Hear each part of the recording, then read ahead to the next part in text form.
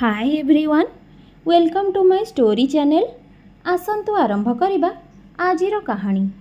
एमिति साथीटीए राति सारा आखि को निद नहीं। केते बेले कांथ घंटा को तो केते बेले कांथरे टंगा जाइथिबा फोटो सबू को देखी देखी राति पाही गला। बेड्रे पड़ी रही खाली एपट सेपट हेउछि। घरे जानिले कौन कहिबे? से तो ता निजको बुझाई नेइछि आउ जीवन को सहज करि नेइछि। जीवन को जेतिकी सहज मने करिबा बंचिबा पाई सेतिकी सरल होई जिवो। ए कथा से स्थिर करि नेइछि। हेले केमिति बुझाइबो से अभय को?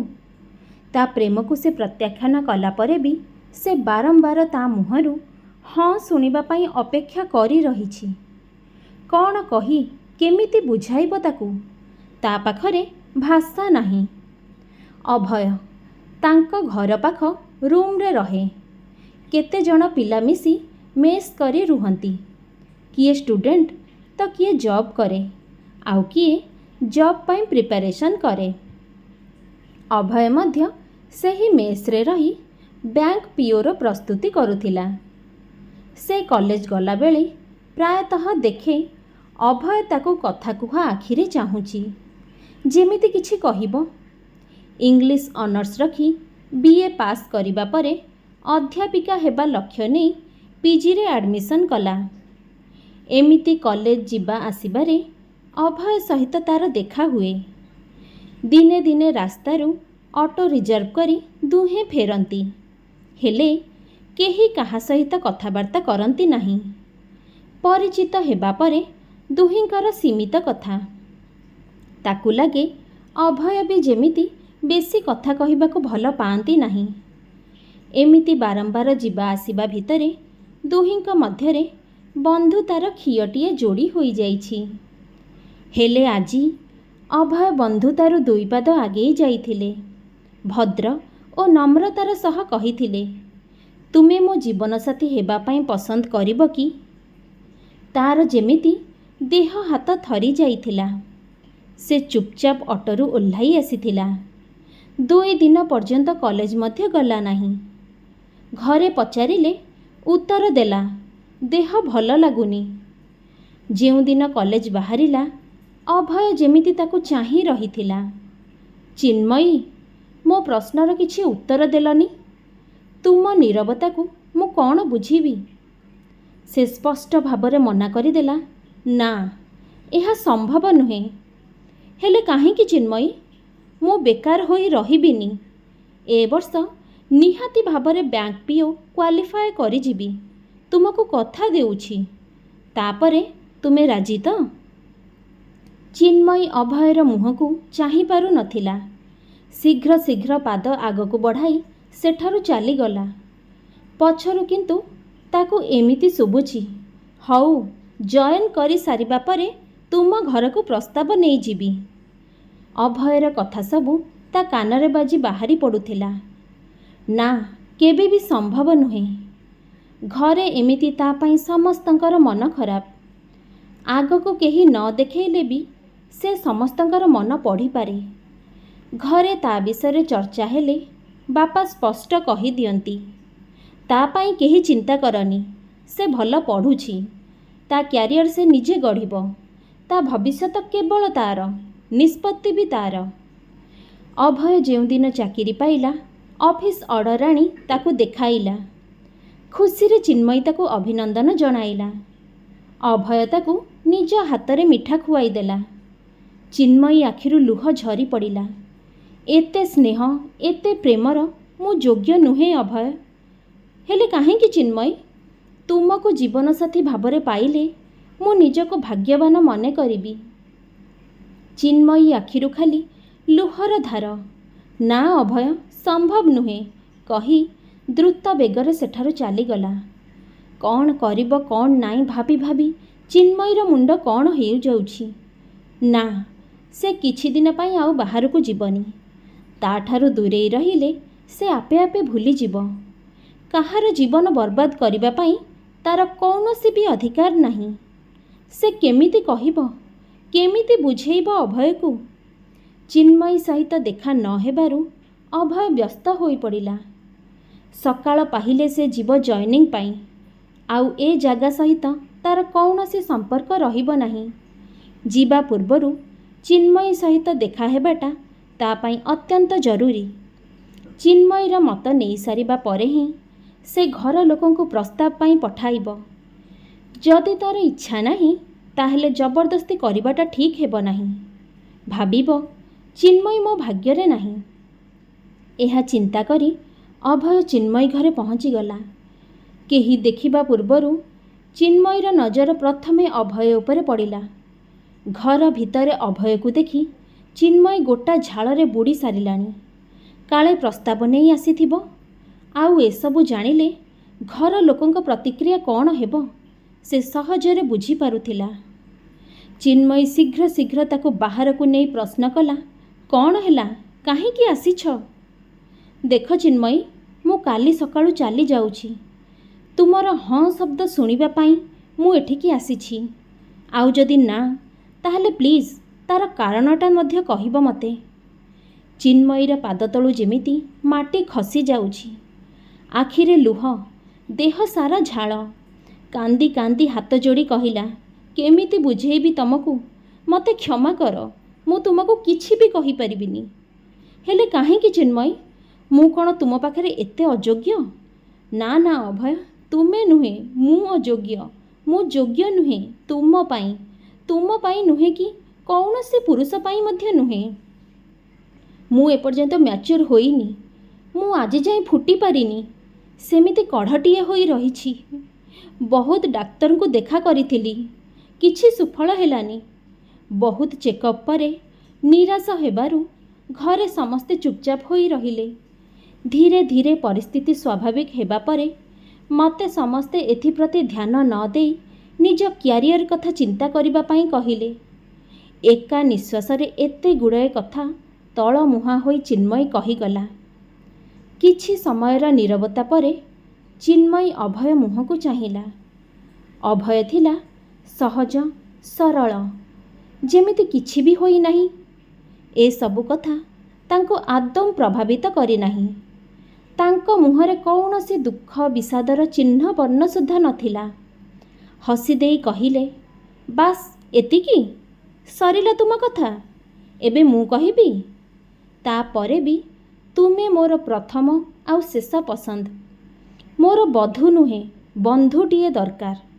ସାରା ଜୀବନ ପାଶେ ପାଶେ ରହି ଦୁଃଖ ସୁଖ ବାଣ୍ଟୁଥିବା ସାଥୀଟିଏ ଦରକାର। ମୁଁ ତୁମକୁ ଜୀବନ ସାରା ଏମିତି ବନ୍ଧୁ ଭାବରେ ମୋ ପାଖରେ ଦେଖିବାକୁ ଚାହେଁ। ଏଥିରେ ତୁମର କିଛି ଆପତ୍ତି ଅଛି କି? ତୁମର ସବୁ ସମସ୍ୟାକୁ ମୋ ଉପରେ ଛାଡ଼ି ଦିଅ। ଆମେ ମିଶି ଏହାର ସମାଧାନ କରିବା। ସତରେ ସେଦିନ ସେ ହାରିଯାଇଥିଲା ପ୍ରେମ ଆଉ ଭଲ ପାଇବା ପାଖରେ। ଗୋଟିଏ ପୁରୁଷ ନୁହେଁ, ଦେବତା ପାଖରେ। ଲଥ୍ କରି ବସି ପଡ଼ିଥିଲା ଅଭୟର ପାଦ ପାଖରେ। ପାଦ ଦୁଇଟି ଧରି ଖାଲି କାନ୍ଦିବାକୁ ଲାଗିଲା। ଏ କ'ଣ କରୁଛ ଚିନ୍ମୟୀ? କହି ଅଭୟ ତାକୁ ଛାତିରେ ଚାପି ଧରିଥିଲା। ମୋତେ ହସିକି ବିଦାୟ ଦିଅ। କାଲି ମୋର ଜଏନିଂ ଅଛି। ତୁମର ହସ ହିଁ ମୋର ସଫଳତାର ପ୍ରଥମ ସୋପାନ। ମଥାରେ ଧୀରେ ଚୁମ୍ବନଟିଏ ଦେଇ ତାଠାରୁ ବିଦାୟ ନେଲା। ଏ ଭିତରେ ଚିନ୍ମୟୀ ଘରେ ସବୁ କଥା ଜଣାଇ ଦେଇଥିଲା। କିଛି ଦିନ ପରେ ଅଭୟର ଘର ଲୋକ ପ୍ରସ୍ତାବ ନେଇ ତାଙ୍କ ଘରକୁ ଆସିଲେ। କାଳେ କେତେବେଳେ ପାଟିରୁ କିଛି ବାହାରିବ ସେଥିପ୍ରତି ଖୁବ୍ ସତର୍କ ଥିଲେ ଅଭୟ। ଉଭୟ ପରିବାର ପାଇଁ। କାରଣ ଅଭୟ ନିଜ ବାପା ମାଆଙ୍କୁ ଚିନ୍ମୟୀ ବିଷୟରେ କିଛି ବି ଜଣାଇ ନଥିଲେ। ଯାହା ହେଉ ସତର୍କତାର ସହିତ ଝିଅ ଦେଖା ପର୍ବ ସରିଗଲା। ହେଲେ ଯିବା ପୂର୍ବରୁ ଚିନ୍ମୟୀର ଜେଜେମା କିଛି କଥା କହିବା ପାଇଁ ଚାହୁଁଥିଲେ। ହେଲେ ଅଭୟ ସବୁ ସମ୍ଭାଳି ନେଲେ। ଘରେ ବାହାଘର କଲେ। ସାହି ପଡ଼ିଶା ବନ୍ଧୁବାନ୍ଧବଙ୍କୁ ବିଭିନ୍ନ କଥା ପ୍ରଶ୍ନକୁ ଏଡ଼ାଇବା ପାଇଁ ସୀମିତ ଲୋକଙ୍କୁ ନେଇ ବାହାରେ ବାହାଘର କରିବା ପାଇଁ ପ୍ରସ୍ତାବ ଦେଲେ ଅଭୟ। ଏଥିରେ ଉଭୟ ପରିବାର ରାଜି ଥିଲେ। ଚିନ୍ମୟୀର ପରିବାର ରାଜି ହେବା ସ୍ୱାଭାବିକ କଥା। ଆଉ ଅଭୟଙ୍କ ପରିବାର ଲୋକମାନେ ଭଲ ଭାବେ ଜାଣନ୍ତି ତାଙ୍କ ପୁଅକୁ। ସେ ଖୁବ୍ ସରଳ ଆଉ ଗମ୍ଭୀର। ବେଶୀ ଭିଡ଼ ଜମାଇ ଦେଖେଇ ହେବା ପ୍ରକୃତି ତାର ଜମାରୁ ନାହିଁ। ଉଭୟ ପରିବାର ଆଉ କିଛି ବନ୍ଧୁବର୍ଗଙ୍କୁ ନେଇ ବାହାଘର ସରିଗଲା। ଖୁସିରେ ତାଙ୍କର ଦାମ୍ପତ୍ୟ ଜୀବନ କଟି ଚାଲିଲା। ଏ ଭିତରେ ଚିନ୍ମୟୀ କଲେଜରେ ଅଧ୍ୟାପିକାର ଚାକିରି ମଧ୍ୟ ପାଇସାରିଛି। ଉଭୟ ପତି ପତ୍ନୀ ଯୋଡ଼ିଙ୍କର ବନ୍ଧୁତାକୁ ନେଇ ସମସ୍ତେ ବହୁତ ପ୍ରଶଂସା କରନ୍ତି। ଏମିତି ବାହାଘରର 2 ବର୍ଷ ବିତିଗଲାଣି। ଅଭୟର ବାପା ମା ଚାହୁଁଥିଲେ ନାତି ନାତୁଣୀ ସୁଖ। ଅଭୟ ତାଙ୍କର ଗୋଟିଏ ବୋଲି ପୁଅ। ପୁଅ ବୋହୂ ଚାକିରିକୁ ଚାଲିଗଲା ପରେ ଘରେ ବାପା ମା ଏକୁଟିଆ। ଘରକୁ ପିଲାଟେ ଆସିଗଲେ ତା ସହିତ ସମୟ ବିତାଇ ବାକି ଜୀବନ ସରିଯିବ। ଦିନେ ଶାଶୁ ଚିନ୍ମୟୀକୁ ପାଖରେ ବସାଇ କହିଲେ, "ମା ରେ, ତୁମେ ଦୁହେଁ ଗଲା ପରେ ଆମେ ଏକୁଟିଆ ହୋଇଯାଉଛୁ। ଏବେ ପିଲାପିଲି କଥା ଟିକେ ଚିନ୍ତା କର। ତୁ ତୋର କଲେଜ ଯା, ଆମେ ତା କଥା ବୁଝିବୁ। ତୋର କିଛି ବି ଅସୁବିଧା ହେବ ନାହିଁ।" ଚିନ୍ମୟୀ ସବୁ ଶୁଣେ, କେବେ ହସିଦିଏ ତ କେବେ ଚୁପ୍ ରହେ। ଶାଶୁଙ୍କ ଠାରୁ ବାରମ୍ବାର ଏ କଥା ଶୁଣିବା ପରେ ତାର ମନ ଦୁଃଖ ହୁଏ। କାହାର ଆଶା ଆଉ ଭାବନାରେ ଆଘାତ ଦେଇଥିବାରୁ ନିଜକୁ ଦୋଷୀ ଦୋଷୀ ଲାଗେ। ସେ କ'ଣ ବା କରିପାରିବ? ଅଭୟକୁ କୁହେ। ଅଭୟ ବୁଝାଏ, ବାପା ମା ଆମଠାରୁ ଏସବୁ ଆଶା କରିବା ସ୍ୱାଭାବିକ କଥା। ଏଥିରେ କିଛି ବି ନୂତନତ୍ୱ ନାହିଁ। ତୁମେ ଚିନ୍ତା କର ନାହିଁ। ଏହାର ସମାଧାନ ଖୁବ୍ ଶୀଘ୍ର ବାହାରିଯିବ। ମୁଁ ଭଲ ଚିନ୍ତାଟିଏ କରିଛି, ଯାହା ସମସ୍ତଙ୍କ ପାଇଁ ମଙ୍ଗଳ ହେବ।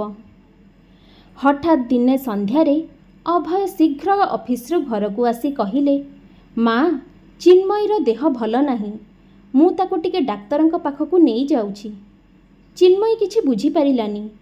ତା ଦେହ ଖରାପ ନାହିଁ ତ? ଅଭୟର ମୁହଁକୁ ଚାହିଁ ସେ ଚୁପ୍ ରହିଲା। ଦୁହେଁ ବାହାରି ଗଲେ। ଅଭୟ ତା ସହକର୍ମୀ ପାଖକୁ ନେଇଗଲେ। ତାଙ୍କ ସ୍ତ୍ରୀ ପ୍ରେଗନେଣ୍ଟ ଥିଲେ। ସେଠାରେ ଅଭୟ ସବୁ କଥା ଚିନ୍ମୟୀକୁ ବୁଝାଇ ଦେଲେ। "ମୋ ସହକର୍ମୀର ସ୍ତ୍ରୀ ଆମ ପାଇଁ ଏ ପିଲାକୁ ଜନ୍ମ ଦେବେ। ହେଲେ ଜଣେ ମା ତା ପିଲାକୁ ଆମକୁ କାହିଁକି ଦେବେ? ତା ନିଜ କୂଳ ଶୂନ୍ୟ କରି। ତାର ଆଗରୁ ପୁଅଟିଏ ଅଛି। ଆମର ପିଲାଟିଏ ଦରକାର" କହିବାରୁ ସେ ସେକେଣ୍ଡ ଇସ୍ୟୁ ପାଇଁ ଖୁବ୍ ଖୁସିରେ ରାଜି ହୋଇଗଲେ। ସେ ମୋର କେବଳ ସହକର୍ମୀ ନୁହେଁ, ମୋର ବନ୍ଧୁ ଆଉ ଶୁଭଚିନ୍ତକ ମଧ୍ୟ, ଅଭୟ କହିଲେ। ଚିନ୍ମୟୀ ମନରେ ଦ୍ୱନ୍ଦ୍ୱ ରହିଯାଉଥିଲା। ଆମ ପାଇଁ ସେ ମାନସିକ ଶାରୀରିକ କଷ୍ଟ ପାଇବେ। ପିଲା ଜନ୍ମ ପରେ ସେ ପିଲାକୁ ଚିନ୍ମୟୀ ହାତରେ ଟେକିଦେବେ ବୋଲି କଥା ଦେଇଛନ୍ତି। ସେ ଯାହା ହେଉ, ଉଭୟ ଘରକୁ ଫେରି ଆସିଲେ। ଉଭୟଙ୍କୁ ଦେଖି ମା ଚେୟାରରୁ ଉଠି ଆସିଲେ। "କ'ଣ ହେଲା ଚିନ୍ମୟୀର? ଡାକ୍ତର କ'ଣ କହିଲେ?" ଅଭୟ ହସି ହସି କହିଲେ, "ତୋ ପାଇଁ ଖୁସି ଖବର ମା। ଚିନ୍ମୟୀ ମା ହେବାକୁ ଯାଉଛି, ଆଉ ତୁ ଜେଜେମା।" କେତେ ସନ୍ତର୍ପଣରେ ଅଭୟ ମିଛ କଥା ସବୁ କହିଗଲେ। ଅଭୟଙ୍କୁ ସବୁ କଥାରେ ସମର୍ଥନ ଦେବା ଆଉ ଚୁପ୍ ରହିବାଟା କେତେ ଦୂର ଠିକ୍ ଆଉ ଭୁଲ ଚିନ୍ମୟୀ କିଛି ବି ବୁଝିପାରୁନଥିଲା। ଏସବୁ ଭାବିଦେଲେ ତାର ମୁଣ୍ଡ ଗୋଳମାଳିଆ ହୋଇଯାଉଥିଲା। କ'ଣ କରିବ? ଅଭୟର ସବୁ କଥାରେ ତାକୁ ଚୁପ୍ ରହିବାକୁ ପଡ଼ିବ। ତାଙ୍କର ଭଲ ପାଇବାକୁ ତଉଲିବା ପାଇଁ ଦୁନିଆରେ ବୋଧହୁଏ କୌଣସି ବି ମାପଯନ୍ତ୍ର ନାହିଁ। କିଛି ଦିନ ପରେ ପୁଣି ଡାକ୍ତର ଦେଖାଇବା ବାହାନାରେ ଚିନ୍ମୟୀକୁ ପୁଣି ବାହାରକୁ ନେଇଗଲେ ଅଭୟ। ଘରକୁ ଫେରି ମା'କୁ କହିଲେ, "ଡାକ୍ତର କହିଛନ୍ତି ଚିନ୍ମୟୀର ବେଡ୍ ରେଷ୍ଟ ଦରକାର। ଏଠି ରହିଲେ ତୁ ହଇରାଣ ହେବୁ। ସେ ତାଙ୍କ ଘରକୁ ଚାଲିଯାଉ। ସେଠି ସମସ୍ତେ ଅଛନ୍ତି, ତାର ଦେଖାଶୁଣା କରିପାରିବେ। ଡେଲିଭେରି ପରେ ଆସିବ।" ଅଭୟର ପ୍ରତ୍ୟେକ କଥାରେ ଚିନ୍ମୟୀ ବାଧ୍ୟ ଶିଶୁଟିଏ ପରି ସମର୍ଥନ କରି ଚାଲିଥାଏ। ତା ପାଇଁ ଏତେ ମିଛ, ଏତେ ବାହାନା ସମସ୍ତଙ୍କ ସହିତ କରିଚାଲିଛନ୍ତି ଅଭୟ। ତାକୁ ଏସବୁ ଭଲ ଲାଗୁନଥିଲେ ବି ଅଭୟର ଭଲ ପାଇବା ପାଖରେ ଏସବୁ କିଛି ତୁଚ୍ଛ। ଦିନକୁ ଦିନ ସେ ଅଭୟ ପାଖରେ ଋଣୀ ହୋଇଯାଉଛି। କେଉଁ ଜନ୍ମର ପୁଣ୍ୟ କର୍ମରୁ ସେ ଦେବତାଙ୍କୁ ପାଇଛି। ଅଭୟ ଚିନ୍ମୟୀକୁ ନେଇ ତାଙ୍କ ଘରେ ଛାଡ଼ିଦେଇ ସମସ୍ତଙ୍କୁ ସବୁ ବିଷୟରେ ଭଲ ଭାବରେ ବୁଝାଇ ଦେଲେ। ହଠାତ୍ ଦିନେ ଅଭୟର ମା ବାହାରିଲେ ବୋହୂକୁ ଦେଖିବା ପାଇଁ। ଡେଲିଭରି ସମୟ ପାଖେଇ ଆସିଲାଣି, ମୋତେ ବୋହୂ ପାଖକୁ ନେଇଯା। ହେଲେ ଖୁବ୍ ସନ୍ତର୍ପଣର ସହିତ ଅଭୟ କଥାକୁ ଆଡ଼େଇ ଦେଲେ। ପିଲା ଜନ୍ମ ହେଲେ ତୋ ପାଖକୁ ଆସିବ, ତୋ ପିଲା ତୋ ପାଖରେ ସବୁଦିନ ରହିବ, ବ୍ୟସ୍ତ ହଅନା ମା। ସହକର୍ମୀର ସ୍ତ୍ରୀର ଡେଲିଭରି ଭଲରେ ଭଲରେ ହୋଇଗଲା ଯୋଗକୁ ତାର 2ଟି ଯାଆଁଳା ଝିଅ ଜନ୍ମ ନେଲେ। ଗୋଟିଏ ଚିନ୍ମୟୀକୁ ଦେଇ ଅନ୍ୟଟିକୁ ନିଜ ପାଖରେ ରଖିଲେ। ତାର ଏହି ମହାନତା ଗୁଣ ପାଇଁ ବୋଧହୁଏ ତାର କୋଳ ଶୂନ୍ୟ ରହିଲା ନାହିଁ। ଏବେ ଉଭୟ ପରିବାରରେ ଖୁସିର ଲହରୀ। ଚିନ୍ମୟୀ ପିଲାଟିକୁ କୋଳେଇ ନେଇ ଅଭୟ ସହିତ ଆସି ଘରେ ପହଞ୍ଚିଗଲା। ଘରକୁ ଲକ୍ଷ୍ମୀ ଆସୁଥିବା ଖୁସିରେ ତା ସ୍ୱାଗତ ପାଇଁ ଅନେକ ଆୟୋଜନ କରିସାରିଥିଲେ ଅଭୟଙ୍କ ମା। ତାଙ୍କର ଖୁସି ଦ୍ୱିଗୁଣିତ ହୋଇଯାଇଥିଲା। ଚିନ୍ମୟୀ ଗାଡ଼ିରୁ ତଳେ ପାଦ ଦେଉ ଦେଉ ଅଭୟଙ୍କ ମା ଆସି ଉଭୟ ମା ଓ ଛୁଆଙ୍କୁ କୋଳେଇ ନେଲେ। ଚିନ୍ମୟୀ ଆଖିରୁ ଖାଲି ନୀରବତାର ଆନନ୍ଦାଶ୍ରୁ ବହି ଚାଲିଥିଲା। ସଂସାରରେ ଏତେ ଭଲ ମଣିଷ ଅଛନ୍ତି, ତା ଆଖି ଆଗରେ ଏ ସବୁ କିଛି ଘଟିଯାଉଛି। ସତରେ କ'ଣ ସେ ସୌଭାଗ୍ୟବତୀ? ଏତେ ସୁଖ ଥିଲା ତା ଭାଗ୍ୟରେ? ତାହେଲେ କାହିଁକି ସେ କଢ଼ିଟିଏ ହୋଇ ରହିଗଲା?